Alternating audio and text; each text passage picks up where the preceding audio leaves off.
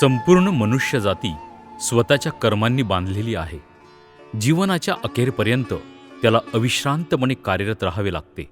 कर्म केल्याशिवाय माणसाला गत्यंतर नाही. असाच एक कर्मयोद्धा नानासाहेब पंढरीनाथ किसन वाणी तथा पी.के. वाणी. खानदेशातल्या पारोळा येथील सौ सीताबाई व श्री किसन दुधू वाणी या सात्विक दाम्पत्याच्या पोटी नानासाहेबांचा जन्म झाला. भिकाबाई, शकुंतला, प्रतिभा, प्रमिला या 4 कन्या, तर पंढरीनाथ अर्थात नाना हे एकमेव पुत्ररत्न. त्यामुळेच 4 बहिणींचा लाडका भाऊ आणि वाणी दाम्पत्याचा जीव की प्राण. वडिलांचा पारोळा व पंचक्रोशीत नावाजलेला अडत व्यवसाय.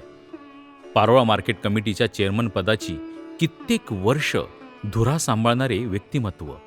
एवढे सगळे नाव आणि आर्थिक सुबत्ता असतानाही शिक्षणाप्रती आवड असलेल्या नानांनी शिक्षणाचे महत्त्व जाणत आपला वेगळा मार्ग चोखाळला. पारोळा येथील सुप्रसिद्ध NES माध्यमिक शाळेत इयत्ता 1 ते 10वी पर्यंतचे शिक्षण त्यांनी पूर्ण केले. पुढील उच्च माध्यमिक शिक्षणासाठी अर्थात 11वी व 12वीसाठी त्यांनी अंमळनेर येथील नामांकित प्रताप महाविद्यालयात प्रवेश घेतला आणि त्यानंतर विद्येचे माहेरघर पुणे गाठत BMCC या नावाजलेल्या महाविद्यालयात त्यांनी ग्रॅज्युएशन पूर्ण केले.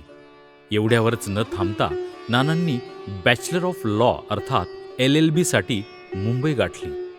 मुंबईच्या शासकीय विधी महाविद्यालयातून नाना LLB उत्तीर्ण झाले आणि टॅक्स कन्सल्टंट म्हणून नानांनी आपल्या व्यावसायिक कारकिर्दीचा श्रीगणेशा केला. पारोळासारख्या छोट्या गावातून मुंबईपर्यंतचा त्यांचा हा आश्चर्यकारक प्रवास सहज सोपा नक्कीच नव्हता.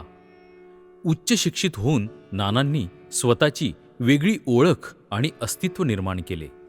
LLB झाल्यानंतर नाना मुंबई हायकोर्टाचे त्या काळातील प्रसिद्ध वकील दादासाहेब तथा प्र.वी. सुरते यांच्याकडे वकिलीचा अनुभव घेतला.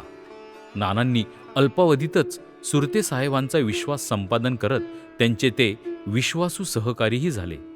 एक मोठा अनुभव गाठीशी घेऊन नानांनी टॅक्स कन्सल्टंट म्हणून स्वतःचा व्यवसाय सुरू केला आणि अल्पावधीतच एक निष्णात व नामवंत वकील म्हणून नानांचे नाव सर्वदूर प्रसिद्ध झाले.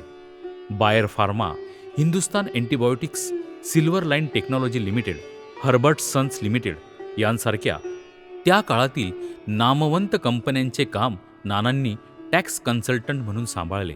प्रसिद्ध अभिनेत्री नीतू सिंग यांचेही टॅक्स संदर्भातील कामकाज नानांनी पाहिले.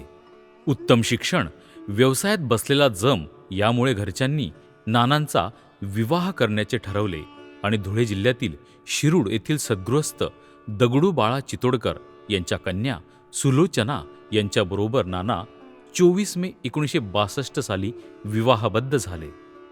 सुलोचना यांच्या आगमनाने नानांचे आयुष्य खऱ्या अर्थाने सुंदर आणि सुखकर झाले. घरी आल्या गेल्या प्रत्येकाचे स्वागत, पाहुणचार सुलोचनाताईंनी अगदी आनंदाने पार पाडले. अतिशय शांत, निर्मळ, कुणाच्याही वादात न पडणारी, नानांना सुखदुःखाच्या प्रत्येक क्षणी साथ देणारी ही माऊली. या दाम्पत्याची संसारवेल बहरत होती.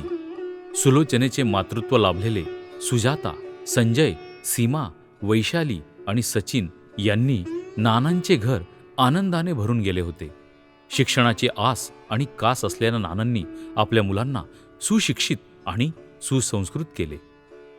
हे सर्व सुरळीत चालू असतानाच नियतीने मात्र नाना आणि सुलोचना यांच्या सुखी आयुष्यात एक मोठे संकट उभे केले. इतके मोठे की काळजाचा थरकाप उडावा. मोठी कन्या सुजाता यांचा बाळंतपणातच मृत्यू झाला. बाळ आणि सुजाताताई दोन्ही वाचू शकले नाही. केवढा मोठा आघात असेल. संपूर्ण वाणी परिवार सुन्न झाला. नाना व सुलोचनाताईंना या डोंगरा एवढ्या दुःखातून सावरायला फार मोठा कालावधी गेला. एवढ्या संकटातही नानांनी सुजाताताई यांचे पती अर्थात आपले जावई श्री नंदकिशोर पाचपुते यांचा दुसरा विवाह लावून दिला. त्या नववधूला आपली मुलगी मानून नानांनी जावयाचे नाते अबाधित ठेवले. कर्तव्य काय असते ते नानांकडून शिकावे. नानांच्या द्वितीय कन्या सीमा यांचा विवाह पुणे येथील प्रसिद्ध बांधकाम व्यावसायिक श्री महेंद्र येवले यांच्याबरोबर झाला. तर तृतीय कन्या वैशाली यांचा विवाह डॉक्टर जितेंद्र देशमुख यांच्याबरोबर झाला असून जितेंद्र देशमुख हे बालरोग तज्ज्ञ तर वैशाली MBBS आहेत. वैभवी हॉस्पिटलच्या माध्यमातून अनेक रुग्णांची सेवा करत त्यांनी नावलौकिक मिळवला आहे. ज्येष्ठ चिरंजीव संजय आपले वडील अर्थात नानांचा व्यवसाय पुढे नेत डोंबिवली येथे बँक कलेक्शनही करतात. तर नानांचे द्वितीय चिरंजीव सचिन पारोळा येथे वास्तव्यास असून त्यांचा योगेश्वर डिपार्टमेंटल स्टोअर्स म्हणून व्यवसाय आहे. नानांची नातवंडे सुद्धा उच्च शिक्षित आहेत. तेजल बधान MDS डेंटल सर्जन असून समीश बधान VIT कॉलेजमधून इंजिनियर झाले आहेत. Nachiket Mahendra Yevle civil engineer London, Aniket Mahendra Yevle BBA London, Atharva Jitendra Deshmukh Vaishampayan government medical कॉलेजमधून MBBS झाले असून पुणे येथे भारती विद्यापीठातून MD पेडियाट्रिक करीत आहेत. तर श्री देशमुख MBBSच्या 3ऱ्या वर्षाला आहे. पार्थ बधान फार्मसीच्या 1ल्या वर्षाला आहे. तर नात स्वरा सचिन बधान शालेय शिक्षण घेत आहे. आपली कर्मभूमी डोंबिवली असून सुद्धा त्यांनी आपल्या गावाची अर्थात पारोळ्याची नाळ तोडली नाही. आपल्या गावी त्यांनी आपले समाजकार्य अबाधित ठेवले. आपले प्राथमिक शिक्षण झालेल्या पारोळ्यातील NES शाळेचे त्यांनी बिनविरोध तब्बल 36 वर्ष चेअरमनपद भूषविले. नानांनी डोंबिवली येथे डोंबिवली लाडशाखीय वाणी समाजाची स्थापना केली. तसेच उदय शिक्षण संस्था डोंबिवली, ज्ञान मंदिर स्कूल डोंबिवली, उदय चॅरिटेबल ट्रस्ट डोंबिवली, उदय कोऑपरेटिव्ह पतपेढी डोंबिवली अशा अनेक संस्थांची त्यांनी समाज विकासासाठी स्थापना केली. 1990 साली त्यांनी डोंबिवलीच्या जोशी हायस्कूल येथे लाडशाखीय वाणी समाजाचा वधूवर मेळावा आयोजित केला होता. या मेळाव्यासाठी तब्बल 8 ते 10 हजार लोकांची विक्रमी उपस्थिती होती.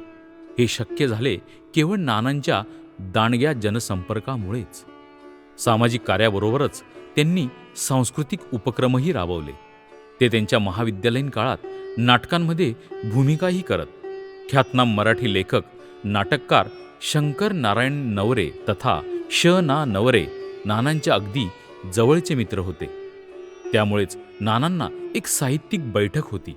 त्याचबरोबर शरद तळवळकर, काशीनाथ घाणेकर, आशा काळे, रीमा लागू, नितीश भारद्वाज यांसारखी अभिनय क्षेत्रातली दिग्गज मंडळी नानांच्या मित्रपरिवारात सामील होती. या मंडळींचे नानांच्या घरी नेहमी येणे जाणे असे. नाना म्हणजे अतिशय परखड, स्पष्ट वक्ते, पाठीमागे न बोलता तोंडावर ऐकवणारे.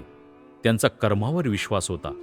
नशिबाला दोष न देता आपण आपले कर्तव्य करत राहिले पाहिजे याच्यावर त्यांचा दृढ विश्वास होता. नानांच्या आप्तस्वकीयांनी पारोळा येथे नानांची 65 अर्थात 65वा वाढदिवस मोठ्या दिमाखात साजरा केला होता. या निमित्ताने त्यांच्या कार्याचा आढावा घेणारी पुस्तिकाही प्रकाशित करण्यात आली होती. नानांचा लोकसंग्रह अफाट होता. त्यांच्या सामाजिक कार्याच्या आवडीने अनेक लोक त्यांना जोडली गेली होती. अनेकांना त्यांनी उद्योग, व्यवसाय तसेच नोकरीला लावून दिले होते.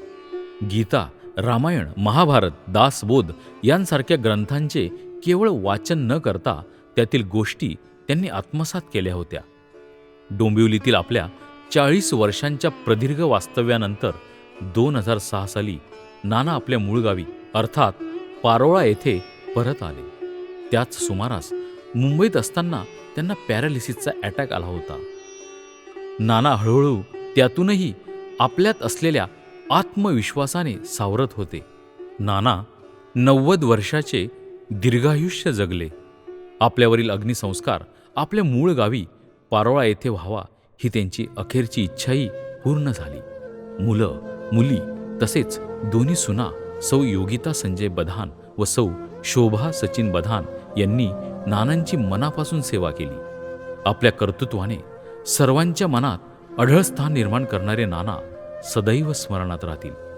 समाजाचे हित पाहणारा हा पंढरीनाथ संपूर्ण वाणी परिवाराला अनाथ करून गेला. नाना, आपणास भावपूर्ण श्रद्धांजली.